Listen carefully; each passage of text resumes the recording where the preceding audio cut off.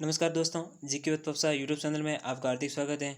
दोस्तों, RS mains जो answer writing practice series है उसमें एक और क्वेश्चन लेके प्रस्तुत हुए हैं। चूँकि ये राजस्थान के जो इतिहास है उससे संबंधित क्वेश्चन है और राजस्थान के इतिहास में भी ये जो है राजस्थान के सांस्कृतिक इतिहास को हम कह सकते हैं, क्योंकि सामान्यतः जो आरएस मुख्य परीक्षा में वो क्वेश्चन सांस्कृतिक इतिहास से बनते हैं। राजनीतिक इतिहास से मतलब राजा महाराजा युद्ध या उनके जो भी अभियान थे उनसे बहुत कम बनते हैं, लेकिन सांस्कृतिक इतिहास से ज़्यादा क्वेश्चन बनते हैं। तो हालांकि हमें एक 10 नंबर का बड़ा क्वेश्चन लेके आए हैं, लेकिन इसमें बहुत सारे छोटे छोटे क्वेश्चन भी भले ये मेंस के लिए क्वेश्चन है, लेकिन प्रीलिम्स के हिसाब से काफ़ी फैक्ट मिल जाएंगे आपको। और अगर इसको छोटा क्वेश्चन पूछा जाए तो 5 नंबर के हिसाब से भी कुछ इसमें जो आपको बिंदु मिल जाएंगे, पॉइंट्स मिल जाएंगे।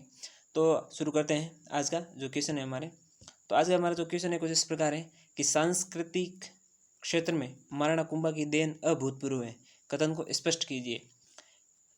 कथन को स्पष्ट करते हुए महाराणा कुंभा की सांस्कृतिक उपलब्धियों का मूल्यांकन कीजिए। तो इसमें हमने कुल मिला के महाराणा कुंभा के बारे में लिखना है और उनकी सांस्कृतिक उपलब्धियों के बारे में ही लिखना है। तो चूँकि हम कह ही रहते हैं कि भाई क्वेश्चन जो बनता है वो सांस्कृतिक इतिहास से ज़्यादा बनता है, तो यहाँ कुंभा भले ही नाम दिया और राजवंश से, लेकिन क्वेश्चन जो है सांस्कृतिक इतिहास से बनाए। अब ये जो है 10 नंबर के लिए और 100 मार्क्स का क्वेश्चन है, लेकिन 100 शब्दों का क्वेश्चन है 10 नंबर के लिए। तो हम इसमें देखते हैं कि काफ़ी कुछ फैक्ट भी मिल जाएंगे हमें प्रीलिम्स के हिसाब से, और कुछ चीज़ इंटरव्यू के हिसाब से भी मिल जाएगी, और कुछ हैं जो हम कह सकते हैं कि हमारे 5 नंबर या 15 शब्दों के लिए भी जो इसमें से क्वेश्चन हमें ये जानकारी या जो फैक्ट है वो मिल जाएंगे। तो शुरू करते हैं आज के क्वेश्चन को। जो हमने कुछ इस प्रकार लिखा है कि हिंदू सुल्तान, ये जो उपाधि थी महाराणा कुंभा की, पूछा भी जाए कि निम्न में से किस शासक की जो उपाधि थी जैसे हिंदू सुल्तान थी, तो ये महाराणा कुंभा की।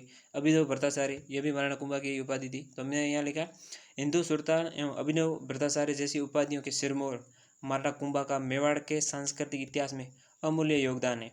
यहाँ हमने एक ऊपर मतलब वो कहते हैं ना 2 लाइनों की भूमिका बना दी, उसके बाद हमने यहाँ से लिखना शुरू किया और उसको अलग अलग पॉइंट में बांट दिया कि स्थापत्य कला, मूर्ति कला, साहित्य सब में।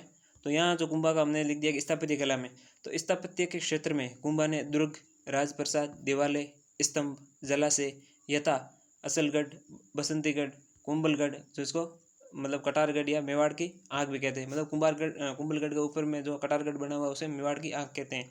कई बार ऐसा प्रीलिम्स में पूछा जाए या फैक्ट के रूप में पूछा जा सकता है। तो उसका निर्माण कराया। साथ ही देवालय में असलेश्वर महादेव मंदिर, अर्बुदा देवी, कुंभस्वामी मंदिर का निर्माण करवाया एवं एकलिंग जी के मंदिर का जीर्णोद्धार कराया। तो विजय स्तंभ वो विभिन्न तालाबों, टाँकों, जलाशयों का निर्माण करवाया। तो स्थापत्य कला में कुंभा ने जो ये इतना जो निर्माण कार्य करवाया। फिर अगले महीने लिखा कि मूर्ति कला। अब मूर्ति कला में कुंभा ने क्या करवाया, हमने इसको अलग अलग भागों में बांट दिया। अगर हम पूरा पॉइंट वाइज लिखते हैं, ये चीज़ें अंदर लिखते हैं तो वो भी हो सकता है, लेकिन हमने बार पॉइंट शो कर दिया कि भाई इसमें हमने मूर्ति कला के बारे में लिखा। तो एग्जामिनर को शायद देखने में लग जाएगा कि बंदे ने 5-7 पॉइंट में जो भी चीज़ें लिखी है वो बार शो कर दिया है। तो इसमें क्वेश्चन की फ्रेमिंग है तो थोड़ा अच्छा लगता है कि हाँ एक मतलब बढ़िया क्वेश्चन लिखा हुआ है। नहीं तो इसमें कि हम पॉइंट बना के भी लिख सकते हैं, कुछ लोग सीधे पैराग्राफ में ही लिखते हैं। तो पॉइंट और पैराग्राफ में मतलब कहते हैं पॉइंट में लिखना चाहिए। उस हिसाब से आप यहाँ आगे अगर हाईलाइट कर दो या शो कर दो पॉइंट को एक छोटे शब्द में, तो भी पता चल जाता है कि इसमें किसका लिखा हुआ है, तो मूर्ति कला का हो जाएगा। तो हिंदू इसमें लिखा कि विभिन्न हिंदू देवी देवताओं के साथ प्राचीन यक्ष यागिनियों, जैन मूर्तियों जैसे देलवाड़ा का मंदिर है और एकलिंग जी का मंदिर है का निर्माण करवाया। इसके उपलक्ष्य में कीर्ति स्तंभ हिंदू देवी देवताओं का विश्व कोष भी जिसे कहा जाता है, तो कीर्ति स्तंभ का निर्माण भी महाराणा कुंभा ने करवाया। तो ये उनके मूर्ति कला वाले क्षेत्र में उनका जो है मतलब सांस्कृतिक एक तरह से कला का योगदान हो गया। आगे हमने लिखा चित्रकला में। चित्रकला में कुंभा से पूर्व ही चित्रकला विकसित हो गई थी, परंतु कुंभा के काल में चित्रों पर सूर्ण का लेप शुरू हुआ। मतलब सोने का सूर्ण चढ़ाने का जो लेप है वो एक तरीके से कुंभा के काल में शुरू हुआ और सभी प्रकार की चित्र शैलियों का विकास हुआ। मतलब सावंड है उसके आसपास की जो भी शैलियाँ हैं, तो मेवाड़ शैलियों में इन शैलियों का भी विकास हुआ। आगे हमने लिखा कि संगीत के क्षेत्र में कुंभा का, तो कुंभा स्वयं एक महान संगीतज्ञ थे और संगीत की विभिन्न जो कलाओं में निपुण, साथ ही नृत्य की विभिन्न मुद्राओं में पारंगत थे। तो कुंभा मतलब संगीत के साथ साथ नृत्य की विभिन्न जो मुद्राएं थी उसमें भी पारंगत थे। आगे हमने लिखा साहित्य एवं लेखन में, तो साहित्य एवं लेखन विद्वानों का आश्रयदाता भी कहा जाता। तो विद्वानों का आश्रयदाता संगीत राज, संगीत मीमांसा, सूड प्रबंध, ये जो गीत गोविंद पर रसिक प्रिया नाम की टीका का स्वयं लेखन किया, साथ ही विभिन्न नाटकों का रचयिता भी था। तो कुंभा ने जो है टीका भी लिखी है, किताब मतलब कितने पुस्तक भी लिखी है और साथ ही नाटक भी लिखे हैं। तो इन्होंने जैसे संगीत राज हैं, सूड प्रबंध बहुत बार पूछा जाता है किसका है, तो ये भी कुंभा ने जो साहित्यिक जो उनकी उपलब्धियाँ हैं वो यहाँ पे वर्णन किया गया। फिर अंत में हमने लिखा कि इस प्रकार मेवाड़ महाराणा कुंभा न केवल एक महान विजेता प्रमुख योद्धा बल्कि लेखक, संगीतज्ञ, धर्म सहिष्णु, विद्वानों का आश्रयदाता, मान जो निर्माता, कला प्रेमी था, जिसकी बदौलत मेवाड़ का सांस्कृतिक एवं गौरवशाली इतिहास राजस्थान सरकार के पर्यटन के रूप में जो राजस्व का प्रमुख बड़ा स्रोत है आज भी है, हम ये कह सकते हैं। लेकिन यहाँ पे एक धर्म सहिष्णु नाम आया, तो ये हम कह सकते हैं कि अगर एक बड़ा क्वेश्चन पूछा जाए आपसे इसी प्रकार, जैसे मान लीजिए कि क्या आपको लगता है कि महाराणा जो मेवाड़ के महाराणा कुंभा थे वो एक धर्म सहिष्णु शासक थे? तो इन्होंने क्या है, आबू पे जाने वाले जो तीर्थ यात्री थे उनसे कर नहीं वसूला था, उनका जो टैक्स है या कर जो माफ़ कर दिया था, ये कह सकते हैं। तो इसलिए उनको धर्म सहिष्णु शासक कहा जाता है। साथ ही अपनी जनता के साथ ये भेदभाव नहीं करते थे। सेना में भी जो सभी धर्मों के लोग शामिल थे, जातियों के लोग शामिल थे, तो एक धर्म सहिष्णु शासक के रूप में भी इनका जो नाम है या ख्याति है वो विद्यमान है। तो इस प्रकार हमने जो है एक 10 नंबर का क्वेश्चन लाके उसमें जो प्रीलिम्स के हिसाब से कुछ फैक्ट हो सकते हैं उनको भी देखा, साथ ही मेंस के हिसाब से अगर 10 नंबर का ये क्वेश्चन है ही, इंटरव्यू में भी कुछ चीज़ें पूछ ली जाए आपसे, सीधा ऐसा ही पूछा जाता है कि सांस्कृतिक क्षेत्र में महाराणा कुंभा का जो अभूतपूर्व योगदान है, साथ ही इनको धर्म सहिष्णु शासक क्यों कहा जाता है, या क्या आपको लगता था कि महाराणा कुंभा, या आपको लगता है कि महाराणा कुंभा है जो एक धर्म सहिष्णु शासक हैं, या ऐसा भी पूछ सकते हैं कि महाराणा कुंभा या महाराणा प्रताप के बारे में पूछा जा सकता है, सेम क्वेश्चन प्रताप के बारे में पूछा जा सकता है।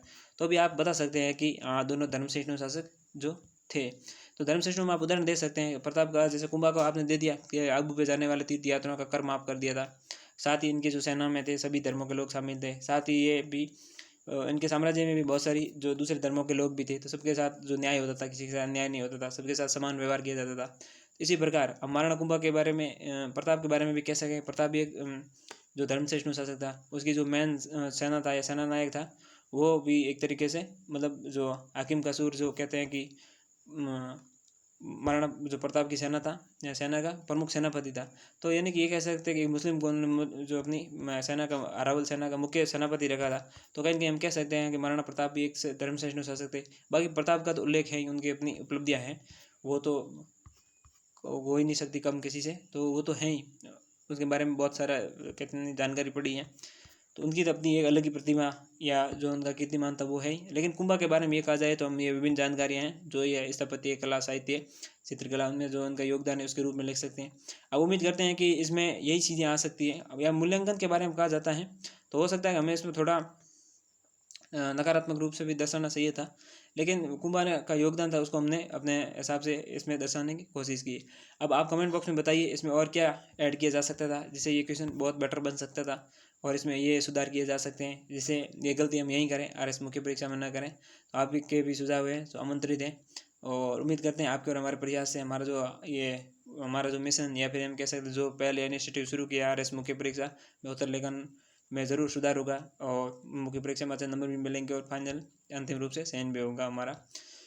तो उम्मीद करते हैं आज की वीडियो से ज़रूर आपने कुछ सीखा होगा। अगर हमारे वीडियो या हमारी पहले जो पसंद आई हो या हमारे वीडियो अगर पसंद आया हो तो उसको लाइक करिए, शेयर कीजिए, कमेंट कीजिए और चैनल को सब्सक्राइब कीजिए। धन्यवाद।